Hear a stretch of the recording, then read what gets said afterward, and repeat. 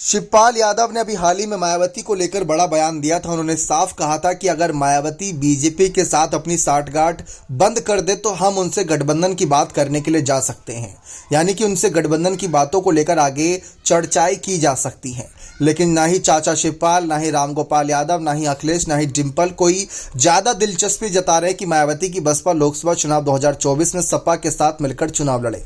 लेकिन चाचा शिवपाल ने हाल ही में जो बातें कही वो सब चौंकाने वाली थी। इससे पहले अखिलेश और डिम्पल और कई और नेता समाजवादी पार्टी के ये बात कह चुके हैं कि मायावती की पार्टी बसपा बीजेपी के साथ साठगांठ में वो उनके समर्थन में बयानबाजी करती हैं। अब खबरें ये निकलकर सामने आई थी कि जब चाचा शिवपाल अखिलेश के साथ आए थे तो इस बात का भी इशारा किया जा रहा था कि शिवपाल यादव एक ऐसे नेता है जिनकी कहीं ना कहीं बाकी पार्टियों के साथ इतनी दुश्मनी नहीं रहती, दोस्ती भी नहीं रहती, लेकिन हाँ बातचीत सबसे होती है, सबके संपर्क में रहते हैं। तो मायावती भी उनमें से एक थी।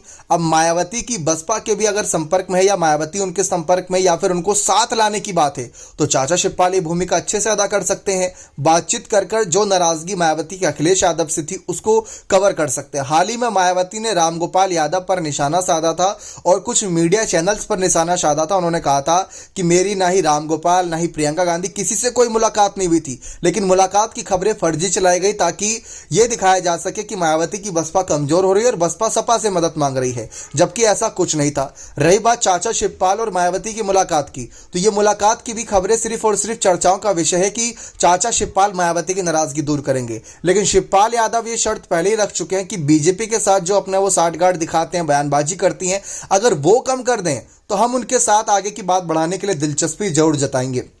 तो मायावती का साथ पाने के लिए इनकार किसी ने नहीं किया है, लेकिन शर्तें रख दी गई हैं कि अगर आप हमारे साथ रहोगे तो आपको हमारा ही साथ देना होगा। फिर बीजेपी चाहे कुछ भी करे, चाहे ईडी पीछे लगाए, चाहे सीबीआई पीछे लगाए या कोई भी हथकंडे अपनाए, लेकिन आपको टस से मस नहीं होना, फिर आपको हमारा ही साथ देना होगा। लेकिन ऐसी स्थिति में मायावती भी साफ कह चुकी हैं कि हम किसी के साथ नहीं जाने वाले, हम अकेले ही आगे चुनाव लड़ेंगे और अकेले ही जीत कर दिखाएंगे। तो ऐसे में समाजवादी पार्टी और कांग्रेस तैयार रहे भाजपा के साथ साथ उत्तर प्रदेश में बसपा का सामना करने के लिए भी। बने रहे चैनल के साथ। बहुत बहुत धन्यवाद।